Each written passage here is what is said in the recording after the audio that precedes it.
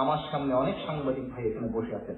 সাংবাদিক ভাইরা, আপনাদের কাছে আমার প্রশ্ন, বিশেষ করে সেই সকল সাংবাদিক ভাইদের কাছে আমার প্রশ্ন, আজকে যারা আপনারা আওয়ামী লীগের রাজনীতির সাথে জড়িত বা তাদের পক্ষ অবলম্বন করেন, আপনাদের কাছে আমার একটি জিজ্ঞাসা, আপনাদের বিবেকের কাছে আমার একটি জিজ্ঞাসা।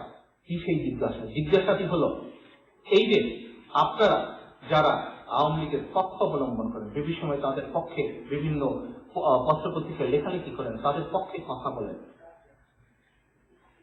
আপনারা কি আপনাদের দুজন সহকর্মী সাগর এবং রুনি, এই যে দুজন সহকর্মীর যে হত্যাকাণ্ড ঘটল, এই হত্যাকাণ্ড ঘটার পরে এর কি পূর্ণ তদন্ত আপনারা দাবি করতে পেরেছেন? এর কি পূর্ণ তদন্ত দাবি করার মতো বক্তব্য আপনারা পেশ করতে পেরেছেন সরকারের কাছে?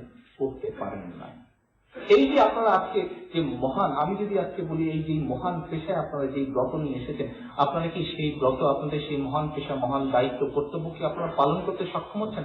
আজকে চিন্তা করেন, আপনারা এমন একটি দলের পিছনে রাজনীতি করছেন, এমন একটি দলের নীতি বা আদর্শকে, তথাকথিত নীতি বা আদর্শকে সমর্থন করছেন, আপনারা একটা অন্যায় বিচার পর্যন্ত চাইতে পারেন না, একটা অন্যায় কাজের জবাবদিহিতা পর্যন্ত চাইতে পারেন না।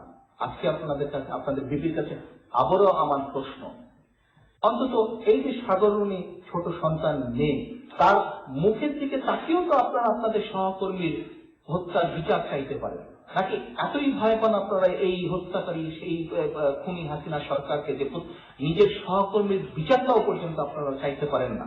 আপনাদের কাছে আমার অনুরোধ, নিরপেক্ষ নিউজ হয়তো আপনারা দিতে পারবেন না অনেকেই, পরিস্থিতি আমি বুঝতে পারছি, কিন্তু অন্তত বাস্তব, যেই নিউজটি বাস্তব বস্তুনিষ্ঠ, অন্তত সেই নিউজটি দিয়ে অন্তত জাতি এতটুকু আপনারা উপকার করুন।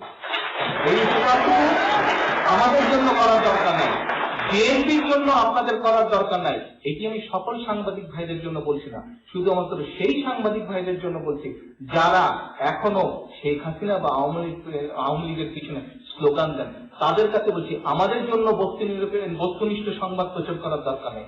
ওই যে ছোট্ট শিশু মেয়ে, আপনার সহকর্মীর সন্তান, তার মুখের দিকে তাকিয়ে অন্তত এই কাজটা আপনারা করতে পারেন, অন্তত তার